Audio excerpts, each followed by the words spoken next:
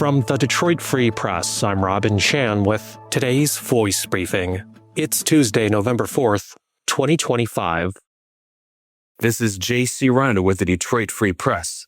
Downtown Detroit has long been home to lions and tigers, and now it's home to the bear. Oh my! A giant-sized teddy bear appeared outside the new Hudson's Detroit buildings along Woodward. The building's developer, Bedrock, has been mum so far about the bear and why he's there. But the firm this summer did seek a trademark for, quote, the bear at Hudson's, which would apply to various stuffed toys. The bear may bring back memories for some of the Santa Bear toys that were Christmas mascots for the old Hudson's department store chain beginning in the mid-1980s.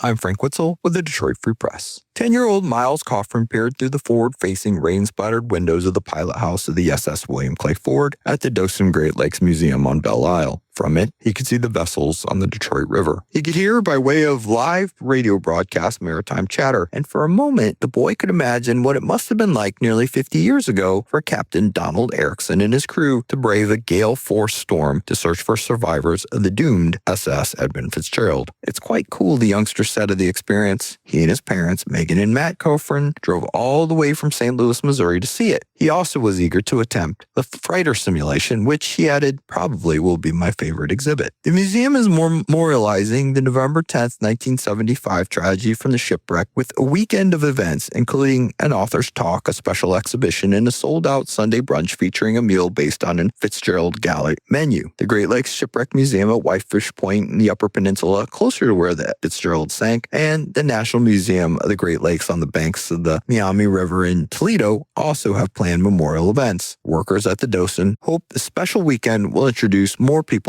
to the 1,600,000 square foot museum, which Mayette Risker, one of the supervisors there, said sometimes seems like it's one of Detroit's best kept secrets. Beyond recounting what happened to the Fitzgerald, the museum offers visitors like the Coffrins, who stopped at the nearby Maritime Museum in Ohio, a chance to experience history up close.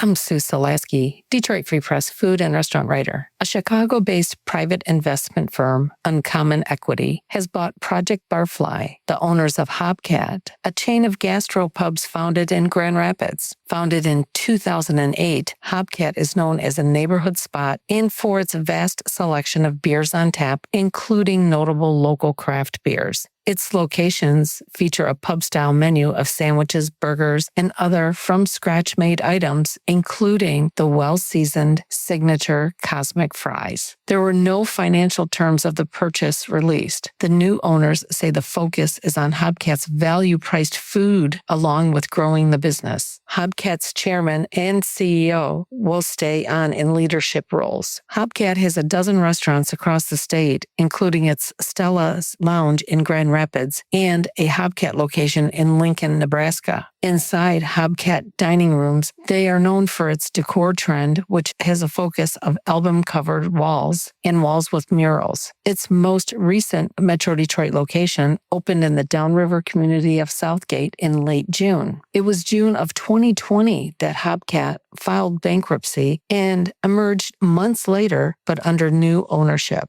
The group formed Project Barfly as the new operating name for the company and the chain. Under its new ownerships, the chain will operate under its new name, Hobcat Hospitality.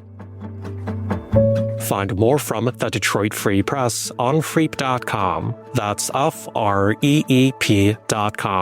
Thank you for listening, and you'll hear more from us tomorrow.